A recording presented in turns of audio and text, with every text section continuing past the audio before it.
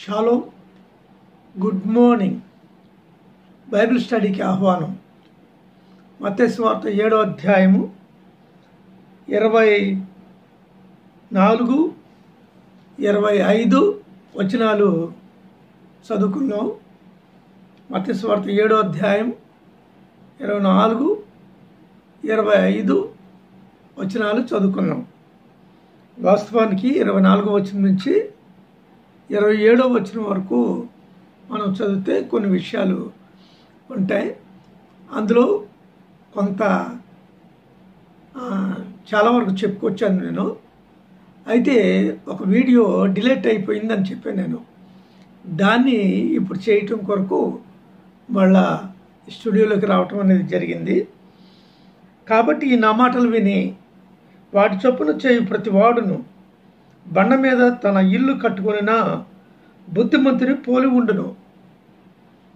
వాన కురిచెను, వరదలు వచ్చెను, గాలి విసిరి ఆ ఇంటి మీద కొట్టెను, కానీ దాని పునాది బండ మీద వేయబడినందున అది పడలేదు. రెండవ భాగం. మరి నా మాటలు విని వాటి చొప్పున చేయని ప్రతి వాడును ఇసుక మీద తన ఇల్లు కట్టుకున్న బుద్ధిహీనుని పోలి ఉండును. వాన కురిచెను, వరదలు వచ్చాను, గాలి విసిరి ఆ ఇంటి మీద కొట్టెను, అప్పుడు అది కూలబడెను, దాని పాటు చెడ్డదని చెప్పాను. మంచి విషయాలు. అందుకే వీటి మీద నేను సుదీర్ఘంగా సభల్లో అయితే మాట్లాడతాం, కానీ గంటల కొద్దీ ఈ వీడియోలో మాత్రం అలా మాట్లాడటానికి కుదరదు. కనుక చాలా షార్ట్ పీరియడ్లోనే ఈ వీడియోని ముగించాలి. యేసుప్రభు వారు 2 వ్యక్తుల గురించి చెప్పారు. ఒకడు బండ మీద తన ఇల్లు కట్టుకున్నవాడు. బండలు కొండ మీద ఉంటాయని చెప్పాను. కొండ మీద, బండ మీద, కొండ, రాతి కొండ మీద బండతో నిర్మాణం చేసుకున్న గృహం. రెండవది ఇసుకతో కట్టుకున్న ఇల్లు. ఇసుకతో ఎక్కడ కట్టాడు అంటే వాగులో కట్టుకున్నాడు. సరే, ఈ నిర్మాణం అలా ఉంది. ఒకటి కొండ మీద బండతో కట్టుకున్నాడు, రెండోది వాగులో ఇసుకతో కట్టుకున్నాడు. వాన కురిసెను. మానవ జీవితంలో కనీసం ఒక్కసారైనా వాన వస్తుంది. వాన అంటే నీరు పైన ఆకాశం నుంచి కురుస్తూ ఉంటుంది. నీరు మానవునికి చాలా ప్రాముఖ్యమైంది. నీరు లేకుండా మానవుడు బ్రతకలేడు. బ్రతికితే 13 దినాలు బ్రతుకుతాడు, తర్వాత చచ్చిపోతాడు. అందుచేత నీరు చాలా ఉపయోగం. మానవులు మాత్రమే కాదు, కానీ జీవకోటిని బ్రతికించేది నీరు. ప్రతి జీవి కూడా నీటి మూలముగానే బ్రతుకుతుంది. నీరు లేకపోతే ఏది బ్రతకదు. వృక్షాలు కానీ, మొక్కలు కానీ, జలచరాలు కానీ, లేకపోతే మృగాలు కానీ, జంతువులు కానీ, పక్షులు కానీ, మానవుడు కానీ, ఇవన్నీ కూడా నీటి మూలముగానే బ్రతుకుతూ ఉంటాయి. కానీ నీరు ఒక వరద రూపంలో విస్తృతంగా వచ్చినప్పుడు, అర్థమైంది కదా మీకు. మొన్న తమిళేరు పొంగింది,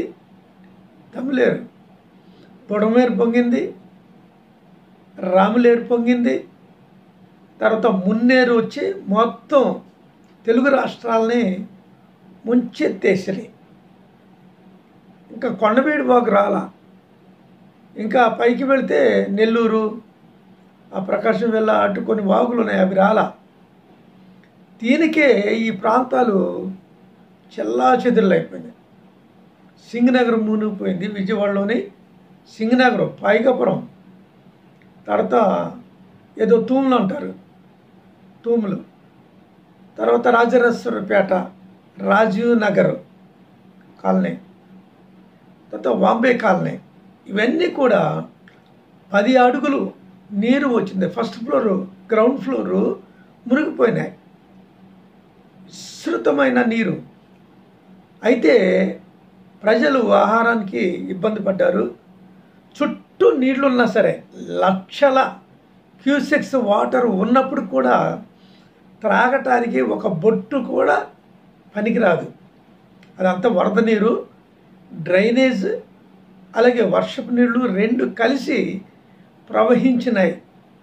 ప్రవహించి మొత్తం ధ్వంసం అయిపోయాయి. తర్వాత ఈ నీరు కట్టలు తెంచుకొని,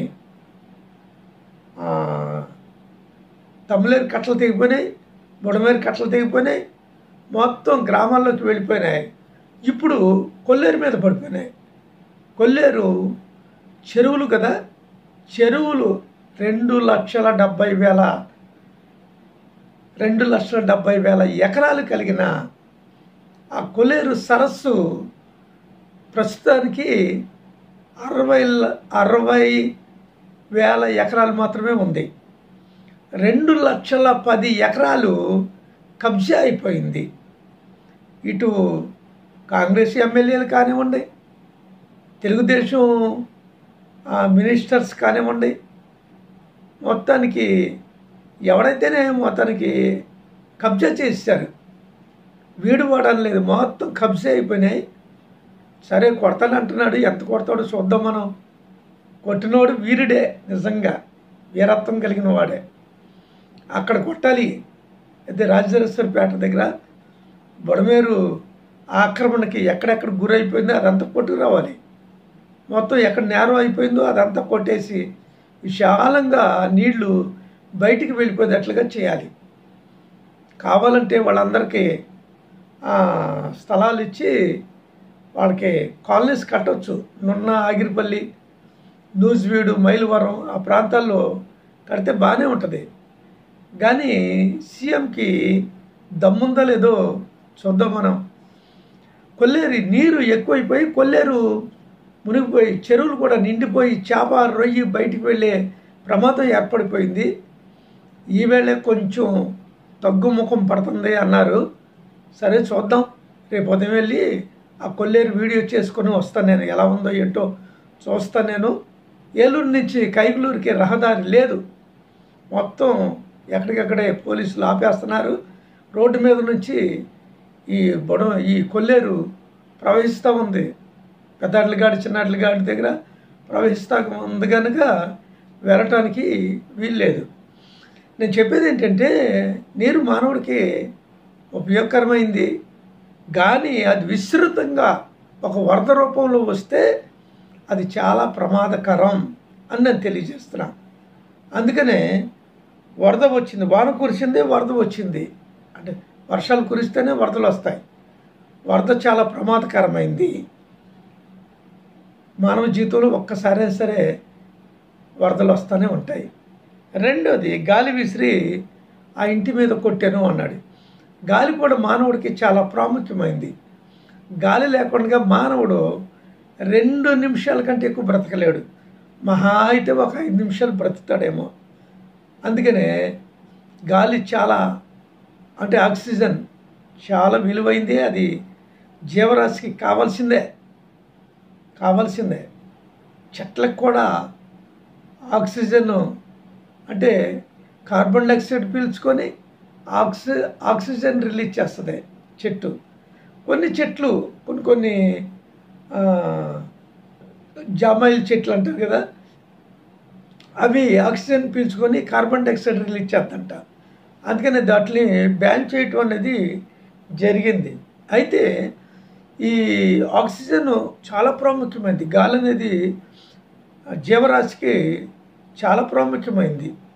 అయితే ఈ గాలి విపరీతంగా 100 కిలోమీటర్ల వేగంతో, 200 కిలోమీటర్ల వేగంతో వచ్చిందనుకోండి, మహావర్షాలు కూలబడిపోతాయి.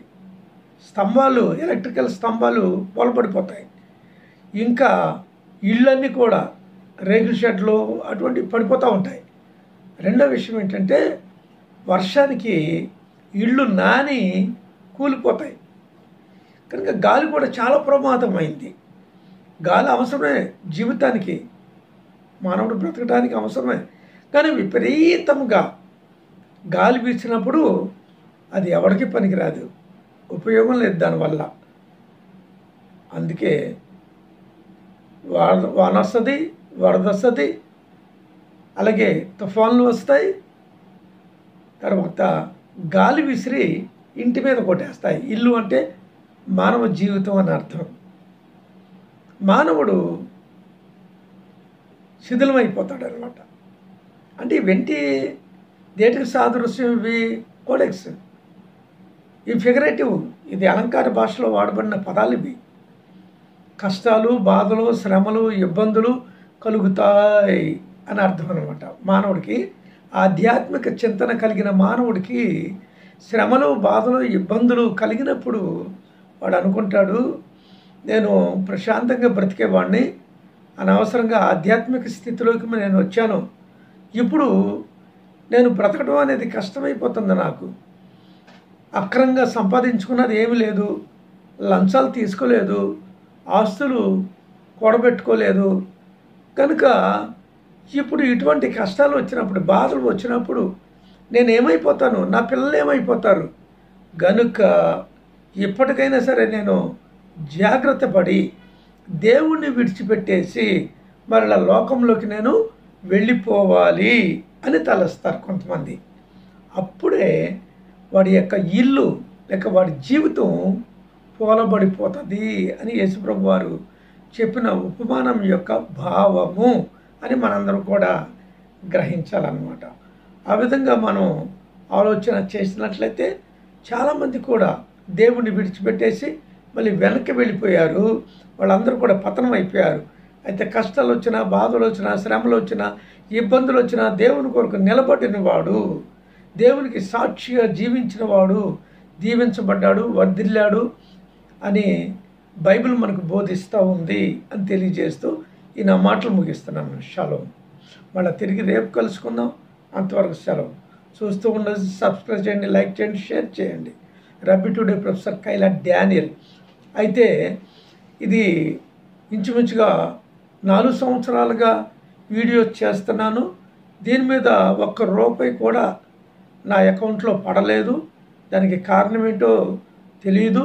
ఎవరు దీన్ని ట్రాప్ చేశారో, ఎవరి అకౌంట్లోకి డబ్బులు వెళ్ళిపోతున్నాయో నాకు తెలియదు. కనుక నేను ఈ వీడియోని క్యాన్సిల్ చేసేసి రబ్బీ ప్రొఫెసర్ కైలా అంబేద్కర్, నా అసలు పేరు అంబేద్కరే, అందుకనే కైలా అంబేద్కర్, ప్రొఫెసర్ కైలా అంబేద్కర్ అని పెట్టాలి అని నేను ఆశిస్తూ ఉన్నాను. త్వరలోనే మరి కొత్త ఛానల్ ఓపెన్ చేయాలని ఆశపడుతూ ఉన్నాను. ఇది ఎందుకు ఈ ఛానల్ పనిచేయట్లేదో తెలుసుకున్న తర్వాత ఇది క్యాన్సిల్ చేసేసి రబ్బీ ప్రొఫెసర్ కైలా అంబేద్కర్ అనేది స్టార్ట్ చేయాలని ఆశపడుతూ ఉన్నాను. కనుక మీరు చూస్తూ ఉన్నది సబ్స్క్రైబ్ చేయండి, లైక్ చేయండి, షేర్ చేయండి. షాలోమ్.